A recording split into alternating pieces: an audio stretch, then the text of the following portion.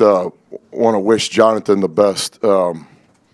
Hate that part about sports, best players just really hurts me. I wish it had happened to me today and not him, but we just hope and pray that he's okay. A lot of respect for that guy. He's a player that we talked to our teams a lot about over the years because of where he has created himself into the player he is. I think he plays with great joy and toughness, and he's a guy I have a lot of respect for. We've had some great battles against him. I know a little bit about his story. He's inspired me and just really pull for him. We've enjoyed some great competition, and to me, probably more important than anything I can say about today's game is I just hope that he's okay. He's one of the best players in college basketball, and I've never liked that part about sports. I wish that could happen to me instead of him today. So he'll be in our team prayer and our thoughts and stuff, and I just hope that he's okay. A lot of respect for him. Chris, what did you see on that play? Because you were right there. You seemed like you were on the court line real quick. What did you see? Yeah, I saw a bad kind of awkward fall, and then I saw an elite competitor, obviously in some pain. I don't know if that was physical or kind of mental, if it scared him or whatever. But tough guys like that, don't show that kind of emotion unless something's going on. So, but just hope and pray. Sometimes in sports, those things are scary, and maybe this is a deal where it works out okay. But just pull for him. I can't tell you guys how much respect I have for him as a player. We've been studying him for a long time, and in competition, we don't just sit around and show old Dennis Rodman highlights. We do that some, but we also show the players that we compete against. And I know I've become a better coach over the years competing against the guys that I have to compete against, and I think some of our players have become better players over the years competing against the guys they have to compete against. And so Jonathan, I don't know how to pronounce his last name. I just call him Jonathan, but he's everything good about college basketball from what I know about him. So I'll be praying for him tonight, no doubt about it. Chris Courtney said that 13. And I don't pray as much as I should. I know you guys pray a lot around here at Baylor, and Coach Drew is everything that my mom kind of wanted me to be. And I say that because Coach is a friend of mine. But I will pray today. I don't pray as much as I should. Coach Courtney said that 13 players were soft today. Why do you think that was? Well, why did Ramey say it? He just said we had 13 guys that showed up soft today. Yeah. I think from where I stand, I think we're a team that hasn't proven that we can handle some success. We had a nice run through this league, and again, I've said it before. You win a couple games in a row in this league, and you're right where you need to be. And so we had a nice run today. It kind of ended, and I don't think our guys did a very good job handling success. And I'll hold myself responsible too. So players' game, coaches' game. So we obviously didn't have the guys ready to play this morning, and I'll accept my part of that responsibility. But I'm glad to hear that some of our players, especially our veteran players, hold that same accountability. Well, you sent your starting five up to speak to us today. What was your thought process there? Yeah, I think sometimes, obviously coaches are always held accountable, and sometimes I think veteran players need to be held accountable. I also want to make sure that I say that this wasn't just about Texas not giving our best effort today. This was also about Baylor playing great. I mean, Baylor basically beat us with 7 players when Jonathan went down. We tried 12 or 13 to try to find a spark, and their 7 beat our 12.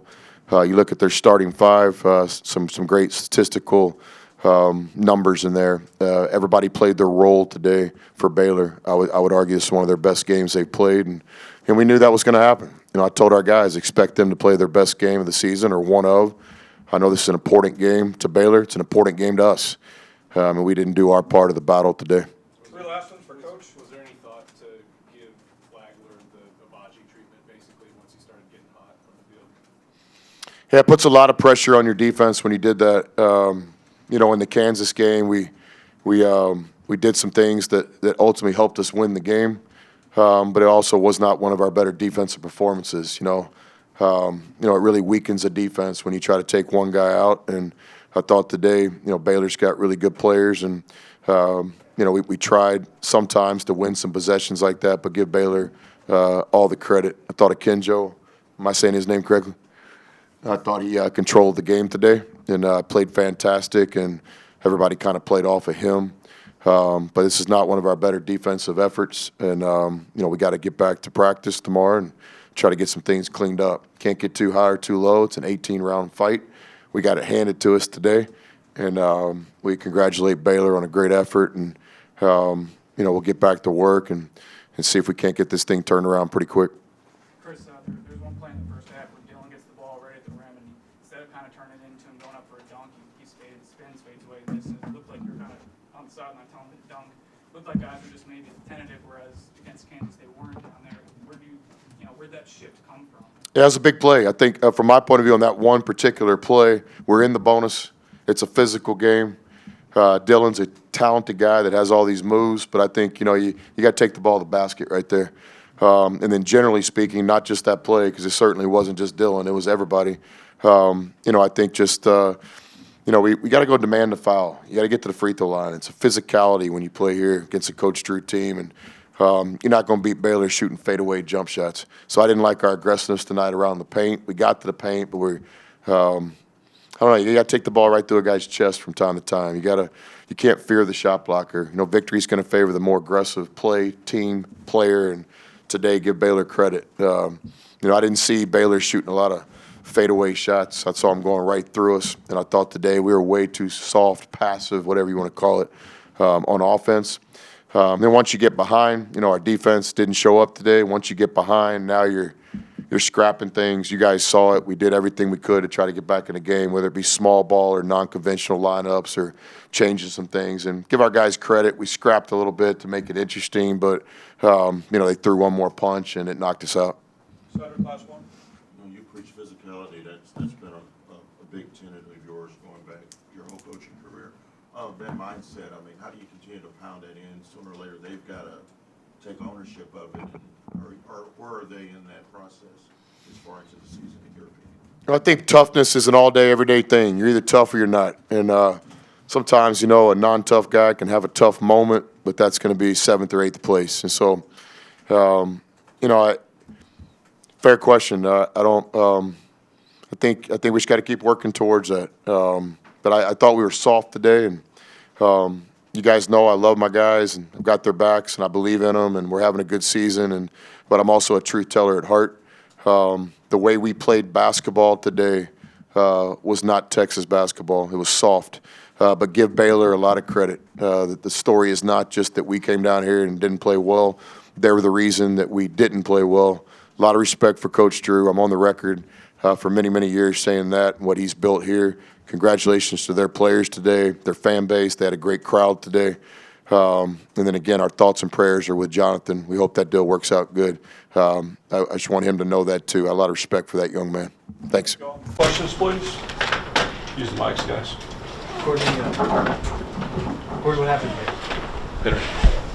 They came ready to play. We didn't. We let the Kansas game be our championship. We talked about it ever since that game. We needed this game just to stay in the race. They wanted it more, and it just showed tonight. I think all 13 players can say we played soft today, and they didn't. They made more plays than us. They played aggressive. Their players played. And this is disappointing because we're our older players. We're all striving to make a run in the tournament. And every time we have a big win, we follow it with a performance like this. It just hurts because we don't got too many more opportunities to play. And then we just keep letting success dictate our season, then falling with a bad game. Our season's going to end shortly. Marcus, why does that happen? You guys are a veteran club. I know you're getting to know each other, but you're quite a few games in. Why does a performance like that happen? Yeah, no, I don't think it's a matter of getting to know each other anymore, especially we're playing together since the summer. We know each other very well. It's just something that we have to figure out. Like when you said, we talked about it. It's not like we're unaware of the situation. It's happened before to us a couple times this season. We got to find a way to make the next step, take a stride, get over the hump of doing well, and then following that up with not playing well. Brock, you've been here for this, and you've been here talking about recording. What do you think happened after Monday? Too many attaboys, or what do you think? We just got lackadaisical. We need to work on it. Do you think they just took it to y'all too much? individual players, including myself, didn't come ready to play. You know, you got to play well to beat a team like Baylor, and we had players, including myself, that didn't show up. Courtney, we're getting, March is gonna be here before you know it. How do you guys find that consistency that you've been looking for? We gotta be grown men. We're all grown men. It's not too many more questions. It's not too many more player meetings, coaches talking to us. Yeah. We gotta be grown men. We gotta act like it. We can't let success dictate our season. We all came here with the goal of winning a national championship. But that's not how you win national championship with performances like this. And like Marcus said, each performance that we have, when we have success, we follow it with a bad performance. Champions don't act like that. So it's about time that we just stop looking each other in the eyes and BSing with each other and just grow up and just be the team that we're supposed to be. We all came together to be, and just look each other in the eyes and just demand more from each other and just stop hiding behind each other, just trying to be friends and just step on each other's toes. I think that's going to dictate our season. If we look in each other's eyes and just tell each and every one of us we got to play better. Courtney, Three last ones, go ahead, Joe. when Flagler was getting hot, was there any talk of adjustment, kind of what y'all did with O'Shea the other night to stay on him? It's kind of harder. They had a lot of playmakers. He did a good job of making shots today, but it's not even about him. Like, he can get hot. We can't let other players get hot too. We can dictate that. But I just think today they played well, and it's something that we will bounce back from. And it's just we got to put this game behind us and just grow up as a team. Yeah, Courtney, y'all have gotten off to slow starts before, and you've been able to kind of get your way back into the game. Why do you think y'all weren't able to get there together today? We were complacent after the Kansas loss. We just let that win linger too much and just stick in our heads too much and not carry it over to this game. But at the end of the day, we all got to look each other in the eyes and just bounce back. We say it a lot, but it's time for our team to take the next step and just be who we are. Brian, last one. Timmy, do you think you guys look timid at times? There was just 3 fadeaways in the paint today, whereas Baylor was coming right at y'all's throats. I mean, what's the difference? How do you keep that from not happening? I think it's just us coming out with a physical mindset. When we win games, we usually take it to teams and we're a more physical team.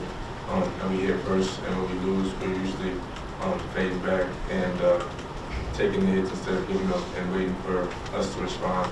So I think that's really it. When we win, the difference between winning and losing is our physicality and getting to the paint creates open shots for us. So that's a big thing for us. And what do you think of what Courtney's talking about? I mean, it's 100%. I mean, we all grown men. We know what we have to do. One game can dictate our whole season. And I think we were aware of the rah-rah behind the Kansas game, but we weren't ready for the fact that Baylor was going to bring to us. So we just got to come out more physical, and that really dictates our season. Thank you, gentlemen. Thanks, guys. Thanks, guys.